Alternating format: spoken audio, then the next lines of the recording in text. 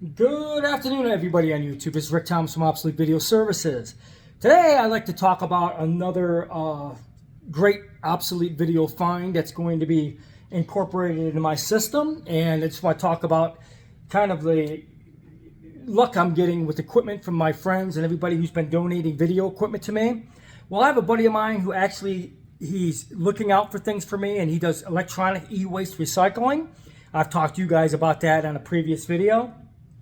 Well, he scored me another piece of equipment that I'm actually going to be able to use. And this is going to be very important because I've been looking for one that I'm going to have closer on my rack so I can adjust my time-based correction and be able to look at a monitor without killing my neck, trying to look up or look over to the right, trying to set the settings on my time-based corrector.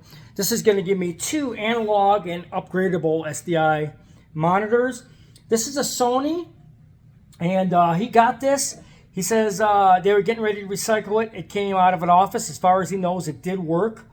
It didn't have a power supply, but I do have one that actually works with this model. It does. It's the correct power source for this model. As you can see, you got two monitors, video in, video out, video in, video out, or you can use a computer, or you could do it to a switching unit through Ethernet connection. But anyways, this is a 12-volt power source that powers both of these monitors. This monitor is an LMD 7220W. These go still for about $200 or more on eBay. I did do a search. Anyways, I'm really happy he brought me this.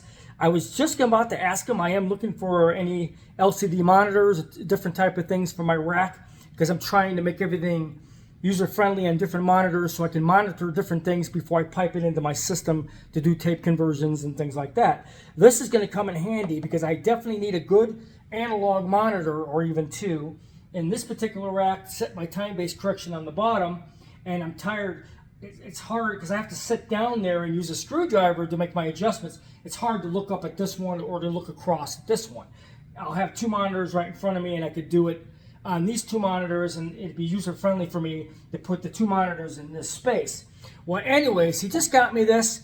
It's a Sony brand. I don't know if they power up, so this is going to be the first time we'll check to see if it does power up. So I do have the power supply plugged in. Let's see if we can get some power out of this thing. He doesn't know if it works. I don't even know if it works. Okay, power supply plugs in real good. Did we get any power? Oh, yeah.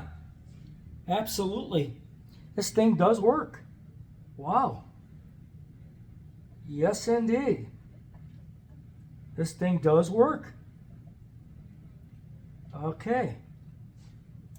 4x3, 4x3, 16x9, 16x9. Oh, yeah. This thing definitely does work. Wow. What a score that was. Two LCD monitors with no problems, and the screens ain't burned. Doesn't look like it was used very much, and it does work. And you can see if I turn the light off over here, we do have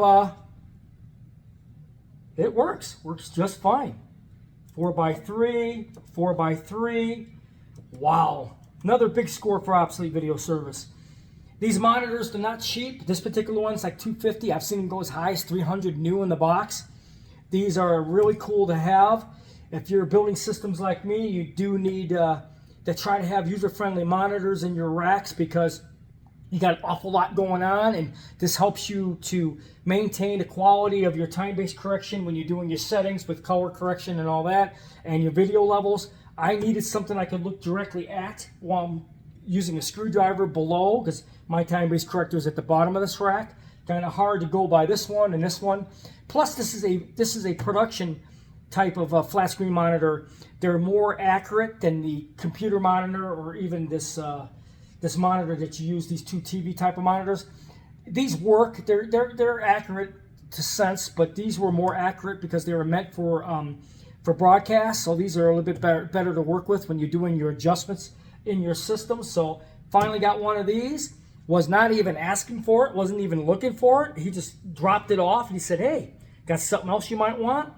And he says, I don't know if it works. I said, oh, I got power supplies for these things. I got all kinds of plugs for these type of things. Sure enough, We got a Sony, 2 dual flat screens. These are analog. They can be upgraded to SDI, which it's very simple. There's a conversion for it that you can do SDI in these as well. So my idea is maybe I'll do one SDI and one analog, and so I'll be able to adjust both into the rack. But this is a huge score for Obsolete Video Service. We have a dual monitor system. They're about $200 to $300. I do know that if you buy them. Most of them, there's a lot of them I've seen that they say not working or they don't power up. This one works fine. No burnt out screens, no burnt out levels. Powers up, it stays powered. This is an amazing score for Obsolete Video Services. So I hope you guys enjoyed this video.